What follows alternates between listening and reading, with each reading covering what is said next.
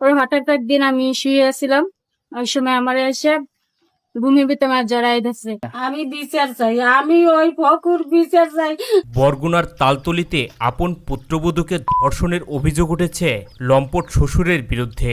নিশি নামের এই পুত্রবধূ জানান, প্রথম দিকে তার শ্বশুর ফতেউদ্দিন তাকে বিভিন্ন ধরনের বাজে ইঙ্গিত করতেন। বাড়িতে কেউ না থাকলে তাকে জড়িয়ে ধরতেন। প্রথম হয়েছে আমার অনেক ইশারা দিছে, চোখ মানে চোখে চোখে কথা বলতে চাইছে। তারপর যে আমার বাসায় ঢুকলে আমার হাত দিয়ে টান দিছে, জোরে জড়াইয়া ধরছে।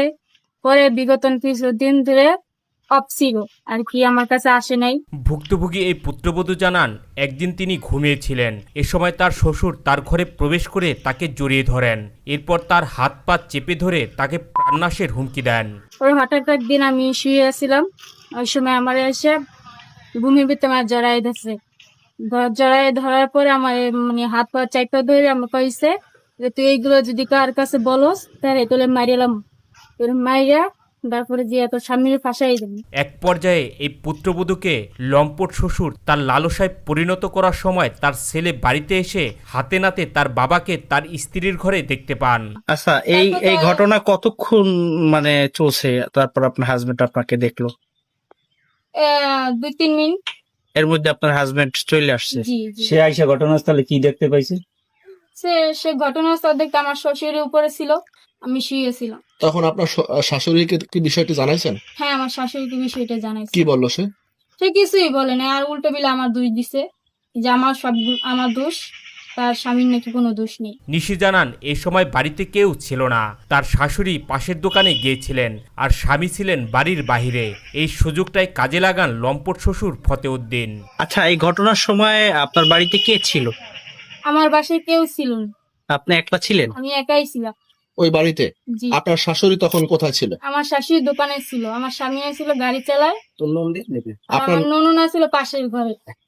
চিৎকার হইলে আমি কাকে তো নিচে নামিয়া যাইতো, তখন তা এসে দেখতো না, তখন তো আমারই দোষ হইতো নাকি। নিশি জানান, প্রায় 1 মাস ধরে লম্পট শ্বশুর তাকে বিভিন্নভাবে শারীরিক নির্যাতন চালান। এই ঘটনা আপনার কতদিন যাবত চলছে? এক মাস ধরে এরকম আমার সাথে জোর জবরদস্তি চলতেছে। নিশি বলেন, প্রথম দিকে তার স্বামীর কাছে বিষয়টি গোপন রাখলেও শ্বশুরের অত্যাচার বেড়ে গেলে এক পর্যায়ে তার স্বামীকে সবকিছু খুলে বলতে তিনি বাধ্য হন। আচ্ছা, আপনার স্বামীকে আপনি কখন জানাইছেন এই বিষয়? আমার স্বামীকে আরো মানে আমাকে যেদিন ধরছে আর কি, আমার স্বামী হাতে নাতে ধরতে, ওদিনকে আমার স্বামীর বলছে যে তুমি একটু তাড়াতাড়ি বাসায় আইসো, মানে 8টা থেকে বা 9টার ভিতরে তাতে একটু বাসায় আসবা। তার আসতে একটু 2-3 মিনিট লেট হয়েছে। আমার সাথে যে সময় এই সময় হয়েছে ওই সময় আমি স্বামীকে বলছি। তাকে বলছেন? জি, কি বলছেন তাকে? বলছি যে আমার সাথে এইসব হইতেছে, তুমি তাড়াতাড়ি বাসায় আইসো, আমার একটু সমস্যা আছে বাসায়, যে আমার ভয় করতেছে, তুমি তাড়াতাড়ি বাসায় আসবে 8টা থেকে। মানে আপনি তাকে খুইলা বলেন নাই? না, খুইলা আমি বলি। কখন খুইলা বললেন তাকে?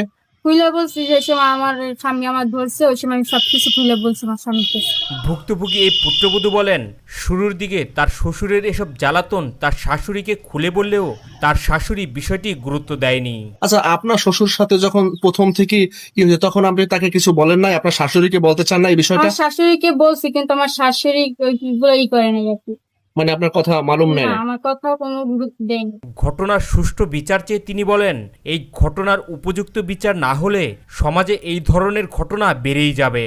আমি এটা সুস্থ বিচার চাই। আমার লাদা নাতি নিয়ে 4 বছর পর আমার নাতিটারে কেন এইভাবে করলো, আমার মা নিজের নিয়ে কোন কালে শত্রু হলে আমার লাগে আমি জানি না। এই ঘটনা জানাজানি হলে পুরো এলাকায় ছড়িয়ে পড়ে এবং এলাকায় ব্যাপক চাঞ্চল্যের সৃষ্টি হয়।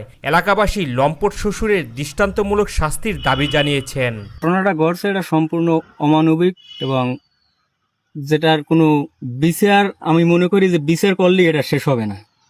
এই ঘটনাটার আসলে এলাকাবাসী সবাই এই ঘটনাটা নিয়ে উদ্বিগ্ন এবং এটা নিয়ে লজ্জিত সবাই। আমরা চাই যে এই ধরনের কোনো ঘটনা আর না ঘটুক, এর বিচারের মাধ্যমে এইটার মানে প্রতিফলনটা আমরা চাই। এটা আইন শৃঙ্খলা বাহিনী যারা আছে আপনাদের মাধ্যমে আমরা চাই যে এটার জন্য সুষ্ঠু একটা বিচার। ভিডিওটি দেখার জন্য অসংখ্য ধন্যবাদ।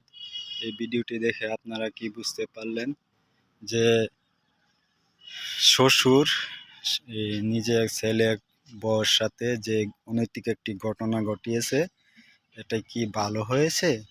এই ভিডিওটা দেখে আপনারা কি বুঝতে পারলেন দর্শক? পুত্রবধূ তো নিজের মেয়ের মতোই হয়, বুঝছেন? পুত্রবধূ তো নিজের মেয়ের মতোই হয়, কিন্তু নিজের মেয়ে মনে না করে এই কাজটা করেছে। সে পুত্র এসে তাকে দেখতে পেয়েছে, দেখে তখন এই মেয়েটির মুখ থেকে যে বর্ণনাটি শুনেছেন, সম্পূর্ণ ঘটনাটি ঘটেছে। এই ঘটনাটি ঘটেছে শুধু শ্বশুরের জন্য, এবং পুত্রবধূও এখানে নিরুপায়, বুঝছেন? তাই ভিডিওটি দেখার জন্য অসংখ্য ধন্যবাদ। লাইক, কমেন্ট, শেয়ার করবেন, সাবস্ক্রাইব করতে ভুলবেন না। সঙ্গে থাকুন।